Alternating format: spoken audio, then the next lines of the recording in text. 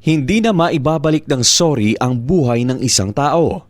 Ito ang mariing payag ng ilang Cotabateños matapos masangkot sa isang vehicular accident ang grupo ng mga motorriders na kilala sa tawag na Sniper 155 Bukidnon Chapter, kung saan nabundol nito si Paco Chairman Edgarlito Ilardo na naging sanhi ng kanyang kamatayan. Ayon sa mga residente na nakapanayam ng Radyo Bida, matagal na umanong perwisyo sa kalsada ang ilang grupo ng riders dahil sa kanilang mabilis na pagpapatakbo at mapanganib na pag-o-overtake sa daan. Dahil dito hinimok ng mamamayan ng mga rider na maghinay-hinay sa kalsada at maging responsable sa kanilang pagmamaneho upang maiwasan ang kapahamakan, hindi lamang para sa kanilang sarili kundi pati sa ibang inosenteng individual. Nanawagan din ang mga ito sa pamahalaan na magkaroon ng mas mahigpit na pagpapatupad ng batas trapiko upang maiwasan ang kahalintulad na insidente. Samantala sa panayam naman ng Radyo Bida, aminado ang isang professional rider na hindi maikakailang may ilang kasamahan silang rider na pasaway sa kalsada. Madalas din anya na hindi nasusunod ang speed limit, lalo na sa hindi matataong lugar kung saan ginagawa nila ang waswasanay o karera sa kalsada.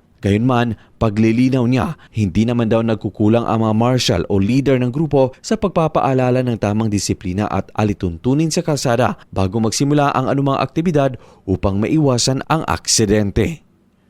Luigi Alan Totor, NDBC, Bida Balita.